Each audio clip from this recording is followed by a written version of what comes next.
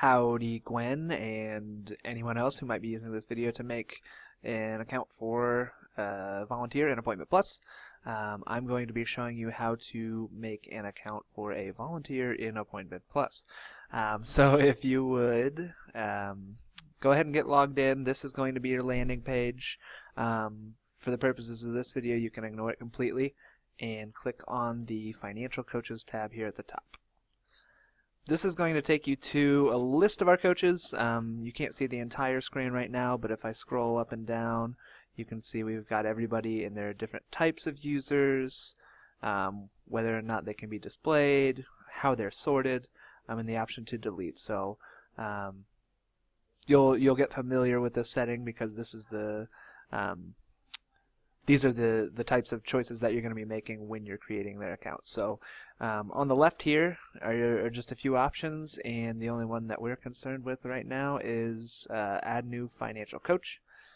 That is the default for any volunteer. That includes scholarship mentors, so hopefully that is not in any way confusing. So when you're going to set this up, we have a little half sheet of paper that we hand out to volunteers when they're ready to make their accounts. That's going to have all of the necessary information that you see listed here. So their first name, for the purposes of this video, I'm going to make Gwen Moore an account. So just first name, last name, Gwen. And depending on which site the volunteer is at, depending on different languages that we have available, there are different settings in Appointment Plus to which you can have access if you buy different pricing tiers, things like that. Right now we just have the basic pricing tier, so if Gwen were, for instance, a Spanish speaker, we're currently in parentheses using the ES to indicate that she speaks Espanol. If she were North, we would go in here and create a big N. Some volunteers, though we don't recommend this option, and I hopefully you won't be creating any accounts for these volunteers, we'll be able to do North and South, and we'll do it with a little North / South there. But for these purposes, just North or Spanish, or both, depending on the situation, and that will be it. But since Gwen is working in my very own office, I will leave her as such. So email address goes here. We require at minimum an email address, at very minimum, because this is the only way in which they're going to be notified of appointments. So got my caps lock on, so it's Gwen Moore at foundcom.org. I'm not sure what her extension is, but we would enter in this space here their phone number. We want to have, and this will be listed on the little half sheets that you get back, but we want to have their phone number in case a client cancels shortly before an appointment and we need to get a hold of them, or if they were running late themselves and we needed to give them a call and make sure that they're on their way. So always have at least one phone number there. If you don't have a phone number here, go ahead and look in Volunteer Squared to see what they have listed as their primary phone number, and we'll use that. Scrolling down further, you can see the different statuses, etc. All of this is going to look a little hectic, but for the purposes of this video, all you'll need to know is that you are going to be making your volunteer active.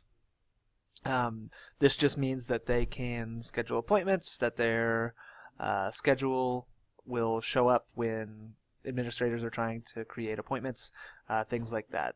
The next setting here is going to be allow customers to see. Now this makes a difference depending on whether or not we are requiring them to create a sample appointment before they start volunteering.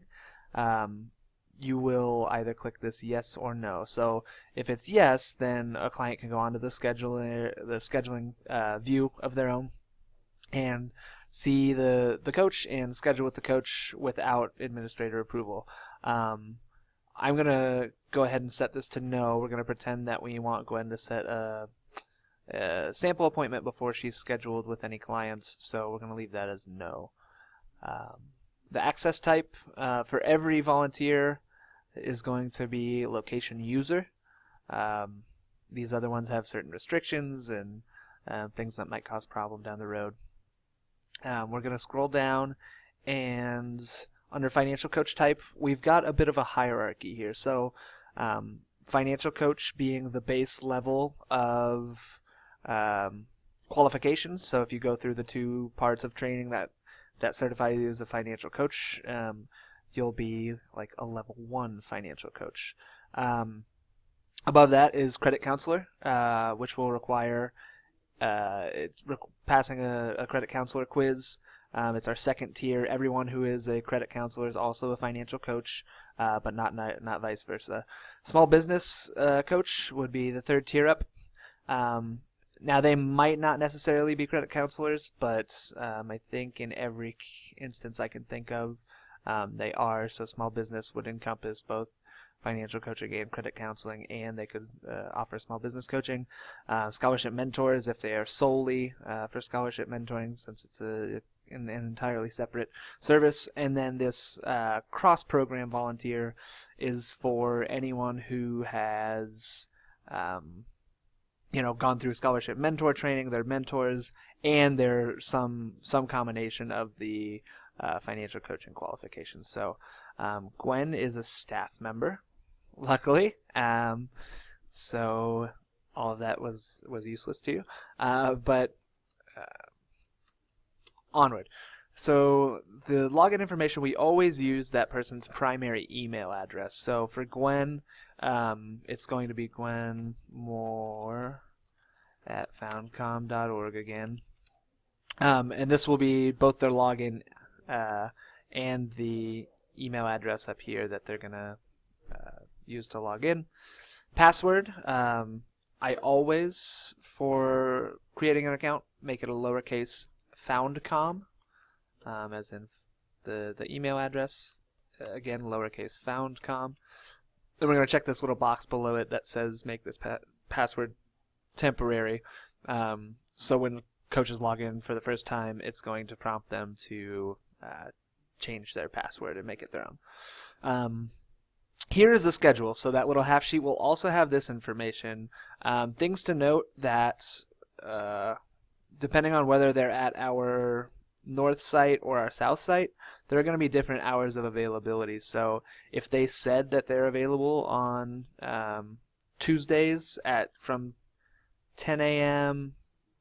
until noon, just know that right now that's not even possible because our north location opens at 1 o'clock on Tuesdays. So be aware of that. If that's something that they have listed, mark it and follow up with them directly, that their hours don't actually fit within our hours of availability. But otherwise, you'll just need to make sure that every day that they actually want to volunteer, that this off box is unchecked, meaning that they are on the schedule from 10 to noon. For Gwen, since I don't want to open her up to clients, I'm going to mark her off every single day. And scroll down to the next section, which is also very important. So we're going to say, since this will be true at the time that Gwen will actually be making these accounts, that she is going to be a South scholarship mentor, which I can't find it right now. Yes. Okay. So she's going to be able to offer scholarship mentoring at our South location. So when I click on this, even if she is only available on Tuesdays, I want to check every single one of these boxes. And that is because if at any point she decides that she wants to change her availability, she would probably overlook this section here. And if she switched over to Wednesdays and this was unchecked, then she wouldn't be able to be scheduled for any appointments, which would be a problem down the line. So we go ahead and we mark every day. If she was a financial coach, there are some add-on services down here at the bottom. And I suppose in a hypothetical world we could make FAFSA an add-on service to scholarship mentoring. But basically what it is some sort of special scenario that would happen at an appointment. So if it was financial coaching, the emergency and utility assistance application, safety net savings application. If Gwen were a financial coach, we would also want to check these two, and again, check every single day that she would be available. Some coaches and mentors will note when they first get here that they won't be able to start that first week or whatever it might be when they're available. So for Gwen, she's actually going to go through orientation on the 27th, but let's say that she isn't able to start on the 29th or 30th, which she won't, because we can't schedule any appointments any sooner than 3 days in advance. So, but she tells me that she's going to be gone that first week of July, or last week of June, first week of July. So I make sure to mark those days off, and when I create her account, I'll scroll all the way down to the bottom, and you can see that the last option we have is to add. So that adds literally everything that we've just done from top to bottom. At the very bottom, we have to make sure to click add. And it says the off checkbox cannot be checked if starting and end times are entered. So I had overlooked that. Good to know that there are little checks and balances available. So if we go up to the schedule, if the off box is checked, she can't have hours of availability. So we'll go back to select start time, select close time. Okay, and then we'll add her. And so that officially creates her account. You can double check all of your work here one last time before you move on. She's active. She's not allowed to be seen. She's a location user, staff, password, etc. And so I know that all that information is good. I've double checked it. And then to the left, if I wanted to double check it again, like her schedule, you can click on this and see what her schedule is. She doesn't have any availability. Things that you did not click on when you were making the account, very important, very, very, very important, is this offices button. And you go over here and you'll see all of the offices that we have available. So for mentors, it'll be the Cash for College offices. For coaching, if it's south, it'll be here at the CFC, the Community Financial Center, Suites 1 and 3. If they're north, we've got offices north 1 and north 2. And special arrangement is for staff access only. So we can go ahead and update that. And that would actually complete your creation of this account. We're in the process of debating on whether or not to tier up to another pricing level that would allow us to add a languages option. So we used to have it. They took it away from us, but it would be similar to offices in that you would go there, you would see English, you would see Spanish, just check box whichever ones the coach is available for, and update. You want to make sure anytime you make any changes, you click this little update button and see this check mark. If you don't see this check mark, you'll probably see an error message, which means you've done something wrong. I'm now realizing I left out one other thing, so I'm going to go back to profile information. One of the options that I did not mention is the screen name here. I gave you the examples of North-South and Spanish-speaking, but we also, if it's someone who just offers scholarship mentoring, we want to differentiate with a C for C. So if it's a mentor who's going to be up north, it can be north, C for C, Cash for College. So with that addendum, that makes the end of this tutorial. I hope that you learned something and that it's all relatively intuitive, and that you know all of our reasonings behind what we do and when we do it. So thanks for your time. Bye-bye.